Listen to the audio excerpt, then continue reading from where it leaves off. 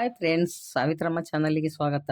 ಇವತ್ತಿನ ವಿಡಿಯೋದಲ್ಲಿ ಹಾರ್ಮೋನುಗಳ ಸಮತೋಲನ ಅಂದರೆ ಹಾರ್ಮೋನಲ್ ಬ್ಯಾಲೆನ್ಸ್ ಹೇಗೆ ಮಾಡುವುದು, ಅದಕ್ಕೆ ದಿನನಿತ್ಯದಲ್ಲಿ ಯಾವ ಯಾವ ಅಭ್ಯಾಸಗಳನ್ನು ಕೈಗೊಳ್ಳಬೇಕು ಅಂತ ಇವತ್ತಿನ ವಿಡಿಯೋದಲ್ಲಿ ತಿಳಿಸ್ತೀನಿ.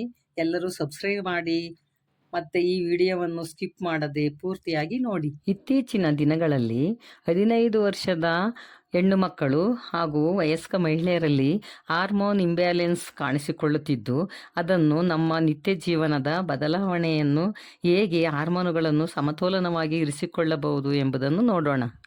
ಮೊದಲನೆಯದಾಗಿ ಪ್ರೋಟೀನ್ ಸೇವನೆ. ಹಾರ್ಮೋನ್ ಉತ್ಪಾದನೆಗೆ ಪ್ರೋಟೀನ್ ಮುಖ್ಯವಾಗಿದ್ದು ಹೊಟ್ಟೆ ತುಂಬಿದಂತೆ ಭಾಸವಾಗುತ್ತದೆ. ಪ್ರೋಟೀನ್ ಆಹಾರದಲ್ಲಿ ಮೊಟ್ಟೆಯು ಕೂಡ ಮೇಲ್ಗೈ. ಕೆಲವು ಪೋಷಕಾಂಶಗಳು ಹಾರ್ಮೋನುಗಳ ಉತ್ಪಾದನೆ, ಬಿಡುಗಡೆ ಮತ್ತು ಸಮತೋಲನ ಮೇಲೆ ಪ್ರಭಾವ ಬೀರುತ್ತದೆ.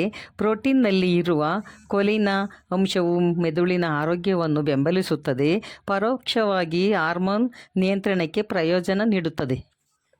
ಎರಡನೆಯದು ಸಂಪೂರ್ಣ ಆಹಾರಗಳ ಮೇಲೆ ಕೇಂದ್ರೀಕರಿಸಿ. ತಾಜಾ ಹಣ್ಣುಗಳು, ತರಕಾರಿಗಳು ಮತ್ತು ಧಾನ್ಯಗಳಿಗೆ ಆದ್ಯತೆ ನೀಡಿ ಮತ್ತು ಸಂಸ್ಕರಿಸದ ಆಹಾರಗಳು ಮತ್ತು ಸೇರಿಸಿದ ಸಕ್ಕರೆಗಳನ್ನು ಮಿತಿಗೊಳಿಸಿ. ಮೈದಾ ಭರಿತ ಆಹಾರ ಸೇವನೆ ತಡೆಯಿರಿ. ಮೂರನೆಯದು ಫೈಬರ್ ಭರಿತ ಆಹಾರಗಳನ್ನು ಸೇವನೆ. ಹಣ್ಣುಗಳು, ತರಕಾರಿಗಳು, ಧಾನ್ಯಗಳು ಮತ್ತು ದ್ವಿದಳ ಧಾನ್ಯಗಳು ರಕ್ತದಲ್ಲಿನ ಸಕ್ಕರೆ ಮತ್ತು ಹಾರ್ಮೋನ್ ಮಟ್ಟವನ್ನು ನಿಯಂತ್ರಿಸಲು ಸಹಾಯ ಮಾಡುತ್ತದೆ. ಫೈಬರ್ ದೇಹದಿಂದ ಹೆಚ್ಚುವರಿ ಈಸ್ಟ್ರೋಜನ್ ಅನ್ನು ತೆಗೆದುಹಾಕಲು ಸಹಾಯ ಮಾಡುತ್ತದೆ. ಈಸ್ಟ್ರೋಜನ್ ಪ್ರಾಬಲ್ಯದ ಪರಿಸ್ಥಿತಿಗಳು ಅಪಾಯವನ್ನು ಕಡಿಮೆ ಮಾಡುತ್ತದೆ. ಬಟರ್ ಫ್ರೂಟ್, ಅಗಸೆ ಬೀಜ, ದಾಳಿಂಬೆ, ಮೊಸರು, ಅರಿಶಿನ ಪುಡಿ, ಆಲಿವ್ ಆಯಿಲ್, ಕಾಳು ಬೇಳೆಗಳು ಫೈಬರ್ ಭರಿತವಾದ ಆಹಾರವಾಗಿದ್ದು ಹಾರ್ಮೋನುಗಳನ್ನು ಸಮತೋಲನದಲ್ಲಿಡುತ್ತದೆ. ನಾಲ್ಕನೆಯದು ಕೆಫಿನ್ ಮತ್ತು ಆಲ್ಕೋಹಾಲ್ ಸೇವನೆಯನ್ನು ಮಿತಿಗೊಳಿಸಿ. ಇವು ನಿದ್ರೆಗೆ ಭಂಗ ತರುತ್ತದೆ ಮತ್ತು ಹಾರ್ಮೋನ್ ನಿಯಂತ್ರಣದ ಮೇಲೆ ಪರಿಣಾಮ ಬೀರುತ್ತದೆ. ಜೊತೆಗೆ ಅತಿಯಾದ ಕೆಫಿನ್ ಸೇವನೆ ಮೂತ್ರಜನಕಾಂಗದ ಗ್ರಂಥಿಗಳ ಮೇಲೆ ಒತ್ತಡವನ್ನುಂಟು ಮಾಡುತ್ತದೆ ಮತ್ತು ಹಾರ್ಮೋನ್ ಸಮತೋಲನವನ್ನು ಅಡ್ಡಿಪಡಿಸುತ್ತದೆ. ಇವುಗಳ ಬದಲಿಗೆ ಹಸಿರು ಚಹಾ ಅಂದರೆ ಗ್ರೀನ್ ಟೀಯನ್ನು ಸೇವಿಸುವುದು ಒಳ್ಳೆಯದು. ಇದು ಚಯಾಪಚಯ ಕ್ರಿಯೆಯನ್ನು ಬೆಂಬಲಿಸುತ್ತದೆ ಮತ್ತು ಹಾರ್ಮೋನ್ ಮಟ್ಟವನ್ನು ಸಮತೋಲನದಲ್ಲಿ ಇರಿಸಲು ಸಹಾಯ ಮಾಡುತ್ತದೆ. ಐದನೆಯದು ನಿಯಮಿತ ವ್ಯಾಯಾಮ ದೇಹಕ್ಕೆ ಒಳ್ಳೆಯದು.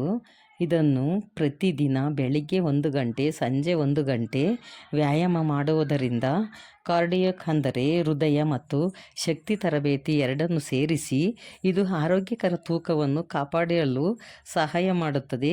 ವ್ಯಾಯಾಮವನ್ನು ಮಾಡುವುದರಿಂದ cholesterol, estrogen, insulin level, energy level, ಚಯಾಪಚಯ ಕ್ರಿಯೆ ಮತ್ತು ಸ್ಥಿತಿಯನ್ನು ಸುಧಾರಿಸುತ್ತದೆ. ಆರನೆಯದು ನಿದ್ರೆ. ಗುಣಮಟ್ಟದ ನಿದ್ರೆ ದೇಹಕ್ಕೆ ಅಗತ್ಯ. ನಾವು ಪ್ರತಿದಿನ 7 ರಿಂದ 8 ಗಂಟೆಗಳ ಕಾಲ ನಿರಂತರ ನಿದ್ರೆ ಮಾಡುವ ಅಭ್ಯಾಸವನ್ನು ಇಟ್ಟುಕೊಳ್ಳಬೇಕು. ಈ ರಾತ್ರಿ ನಿದ್ರೆಗೆಟ್ಟರೆ ಬೆಳಗಿನ ಸಮಯ 4 ರಿಂದ 5 ಗಂಟೆ ನಿಶ್ಚಿಂತವಾಗಿ ನಿದ್ರೆ ಮಾಡುವುದು ಒಳ್ಳೆಯದು. ಇದು ಒತ್ತಡದಿಂದ ಆಗುವ ಹಾರ್ಮೋನುಗಳ ವ್ಯತ್ಯಾಸವನ್ನು ದೂರ ಇಡುತ್ತದೆ. ಏಳನೇದು ಮೈಂಡ್ಫುಲ್ನೆಸ್. ಯೋಗ, ಧ್ಯಾನ ಅಥವಾ ಆಳವಾದ ಉಸಿರಾಟದ ವ್ಯಾಯಾಮಗಳಂತಹ ಚಟುವಟಿಕೆಗಳನ್ನು ಅಳವಡಿಸಿಕೊಳ್ಳಬೇಕು.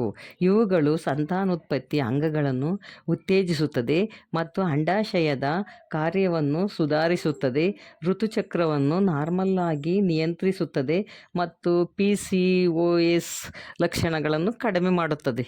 ಈ ದೈನಂದಿನ ಅಭ್ಯಾಸಗಳನ್ನು ರೂಢಿ ಮಾಡಿಸಿಕೊಂಡ್ರೆ ಹಾರ್ಮೋನ್ಗಳ ಸಮತೋಲನವನ್ನು ಸರಿಯಾಗಿ ಇಟ್ಟುಕೊಳ್ಳಬಹುದಾಗಿರುತ್ತದೆ. ಇದೇ ರೀತಿ ಹೆಚ್ಚಿನ ಮಾಹಿತಿ ಇರೋ ವಿಡಿಯೋಗಳಿಗೋಸ್ಕರ ಸಾವಿತ್ರಮ್ಮ ಚಾನಲನ್ನು ಲೈಕ್ ಮಾಡಿ, ಶೇರ್ ಮಾಡಿ, ಸಬ್ಸ್ಕ್ರೈಬ್ ಮಾಡೋದನ್ನು ಮರಿಬೇಡಿ. Thank you.